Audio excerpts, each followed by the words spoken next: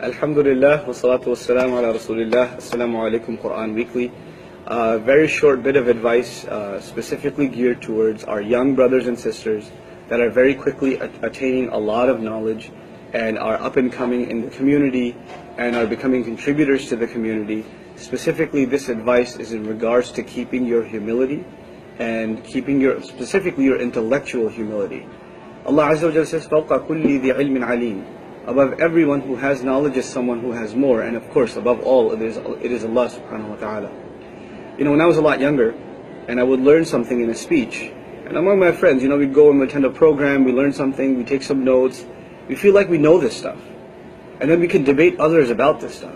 And we go talk to someone, that guy doesn't even understand. Doesn't he know this ayah, this hadith, this evidence, this proof, this one, you know, this scholar said this, that scholar said that. You've got all these references in your head, and you're using them to throw them like, ping pong balls at the enemy. Right? You're shooting at the enemy with these evidences, and it seems like you're only learning this stuff so you can outdo someone else in debate, and to show them up in debate. So the knowledge you're acquiring is not to add to your humility, but it's to take away your humility. And this is the way of the non-believer. You know, the non-believer acquires an education to put a title next to their name. Dr. so-and-so, PhD so-and-so, Professor so-and-so. And this knowledge, you know, before they even say their name, they say their title, so you better know, I have more knowledge than you. But the knowledge of deen, however, it's supposed to be something, the more you have, the more it humbles you. The more it humbles you. But if you have knowledge, and the more knowledge you have, the more judgmental you're becoming, the more you're like, this one's deviant, and that scholar was wrong, and this one was out of line, and this and that and the other. How much have you studied compared to them that you can pass commentary? That you can just talk about them like that? And not just about them, and the imam in your community, or elders in your community. If you don't agree with something they did, first of all, you are in no position to pass a fatwa on them. You have no qualifications. I'm a beginner student, wallahi. I don't say this out of artificial humility. I am a beginner student of the Quran. I have to study 28, 29 tafasir for a single ayah to try to get some understanding of what the ayah is saying. And me personally, when it comes to a hadith, I shut my mouth. Why? Because I know I'm not qualified to figure this stuff out. There's so much scholarship involved in deriving conclusions from a hadith of the Prophet ﷺ, from the issues of isnad, to the issues of the context in which it was said, to the issue of how it was understood by the consensus of the companions, radiallahu anhum ajma'een, to the issue of how it was understood by the greatest fuqaha of this deen.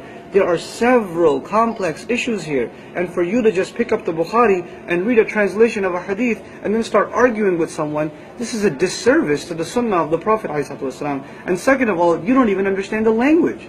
You're just reading, spewing it off of a translation. How dare you? Students come to Imam al-Shafi'i rahimahullah, they come to him, we want to learn hadith from you. We want to learn hadith from you. You know what he says? And of course this conversation is happening in Arabic. He says, إِنَّمَا أَخْشَى عَلَيَّ طَالِبَ الْعِلْمِ.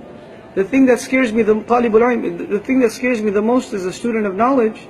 الَّذِي لَمْ يَتَعَلَّمِ النَّحْوَ. The one who didn't even learn proper syntax, deep understanding of grammar.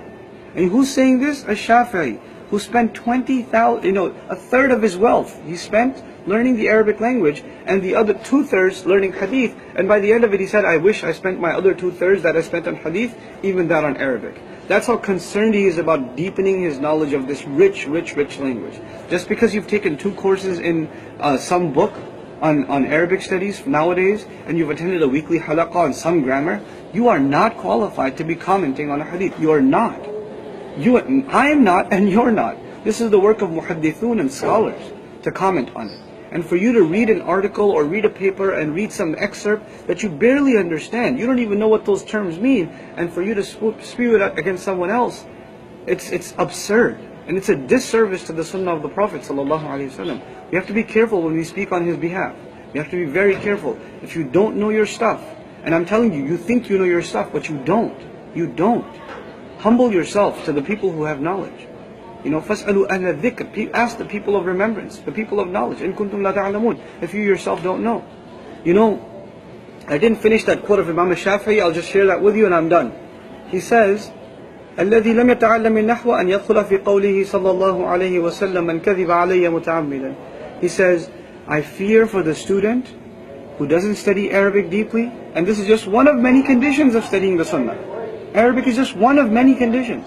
He says specifically only about Arabic even. If you don't even fulfill this, I fear I will teach you hadith and you will fall victim to the warning of the Prophet ﷺ when he said, whoever makes a lie against me on purpose has guaranteed himself a place in hellfire.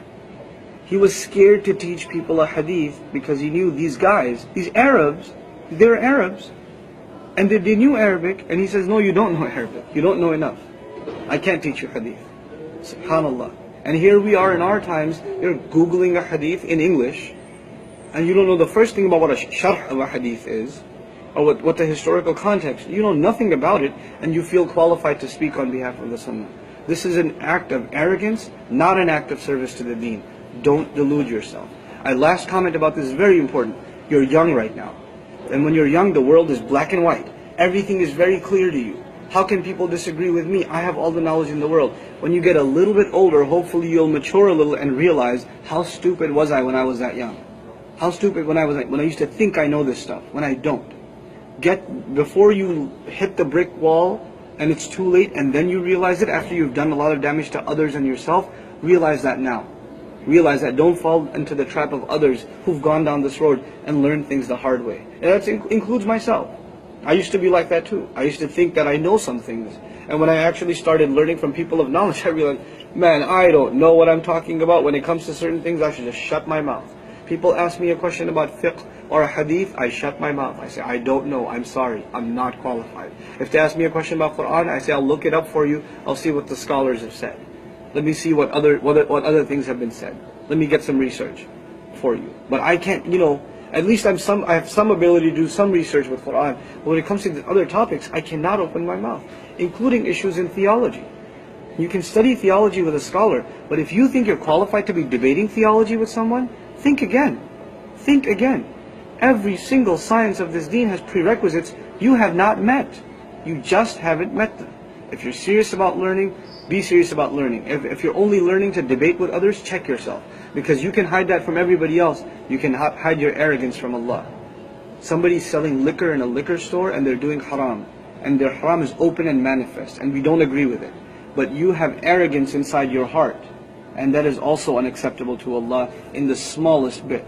In the smallest bit. So you can look at that person who sells liquor and say, how can he do that? How can he do such a disservice to Allah? How can he call himself a Muslim? Well, you look inside yourself too. If you've got an ego problem, and if that ego problem is making you intellectually arrogant, and you think you're just learning this deen to argue and debate others and be condescending to others, check yourself. Really watch yourself. I know I should stop now, but I can't help myself. One last comment. Don't speak about other scholars. Don't speak about them.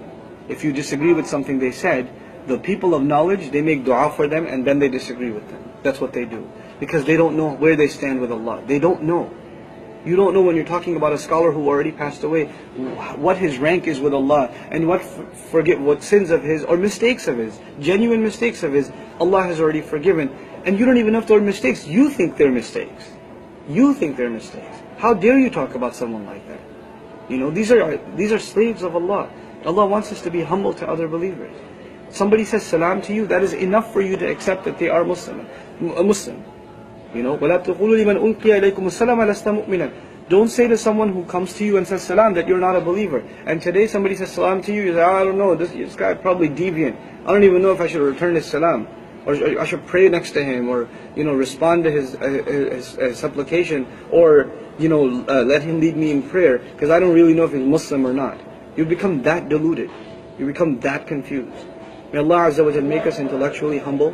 May Allah Azza wa Jal give us, our scholars, the strength to teach that intellectual humility to the people. May Allah Azza wa Jal make us all sincere, genuine students of knowledge, and teach us when to shut our mouth, when to watch our tongue, and to be humble to us, and more importantly, to the deen of Islam. Barakallahu li wa lakum. Wassalamu alaikum wa rahmatullah.